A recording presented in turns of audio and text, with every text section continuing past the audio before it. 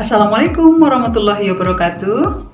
Hi students, welcome back to our English learning video. At the previous lessons, we have studied about prepositional phrase and adjective clause. Now, we are going to talk about finite and non-finite verbs.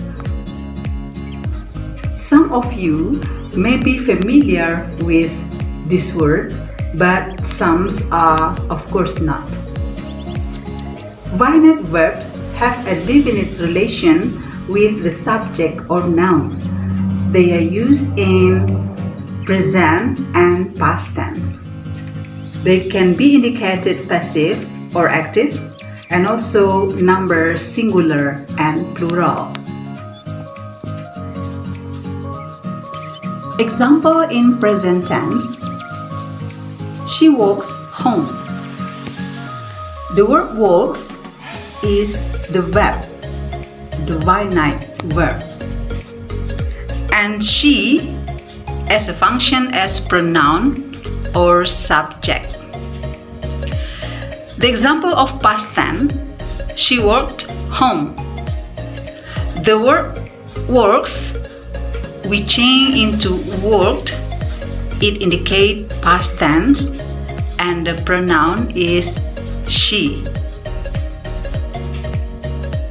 Non-finite verbs cannot be the main verb of a clause or sentence because they don't talk about the action.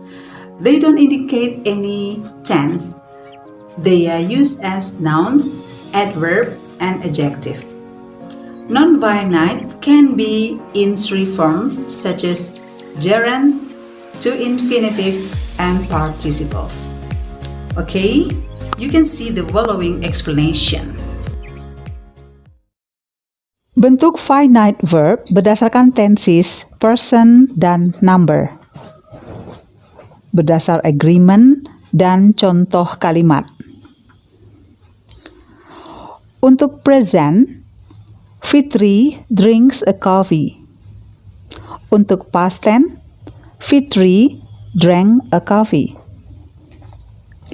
Untuk orang pertama tunggal, I drink in the cave. Untuk orang kedua tunggal, we drink in the cave. Untuk orang ketiga tunggal, he drinks in the cave. Dalam bentuk singular, Siska drinks a cup of tea.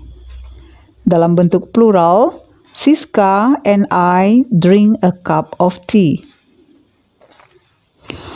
Untuk non-finite verbs, yang pertama dalam bentuk gerund, contoh, he loves camping in the woods. Non-finite verb dalam contoh kalimat ini adalah camping dan berfungsi sebagai kata benda. Contoh yang kedua, I had something to eat before leaving. Gerundnya di sini adalah leaving. Contoh ketiga, after having spent 6 hours at the hospital, they eventually came home. Adapun gerundnya di sini adalah having. Dalam bentuk to infinitive, contoh yang pertama, I need to go to sleep. Infinitifnya adalah to sleep. To speak in class is difficult for some children. To infinitifnya adalah sebagai subjek, yaitu to speak.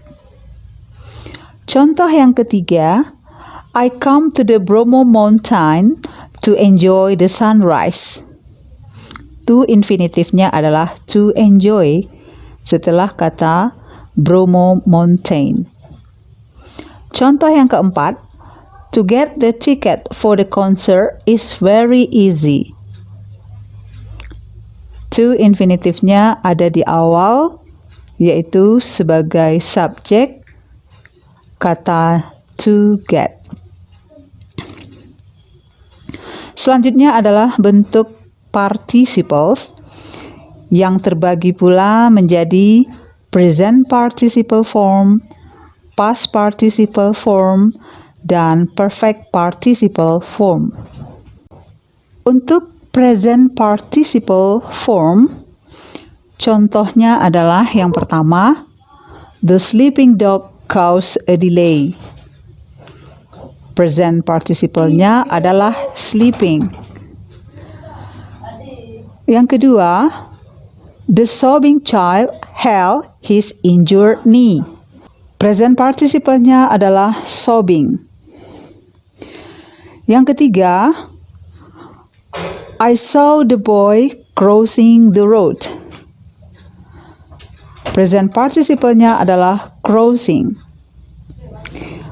Contoh yang keempat, the boys played football while raining. Dan present participle-nya adalah raining. Bentuk yang kedua adalah past participle form.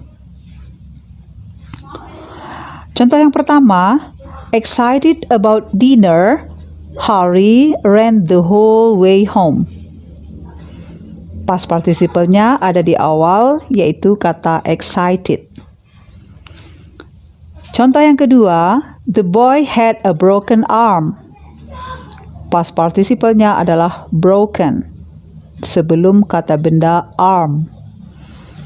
Yang ketiga, Melissa's hair was well brushed. Past participle-nya adalah brush. Dan contoh yang keempat, in spite of the old car, as it is always maintenance. Juga past participle-nya terletak di akhir kalimat. Yang ketiga adalah perfect participle form. Contoh yang pertama, having eaten his dinner, Tom went to sleep. Perfect participle-nya adalah having eaten. Contoh yang kedua, having written the letter, she bought an envelope. Present participle-nya adalah having written. Contoh yang ketiga, having spoken her mind, she felt more at ease. Present participle, perfect participle-nya adalah having spoken. Demikianlah bentuk-bentuk dari finite and non-finite verb. Semoga Ananda bisa memahami materi kita pada KD ini dan selamat memahami. Terima kasih atas segala perhatian. Terima kasih atas segala perhatian. Bye-bye.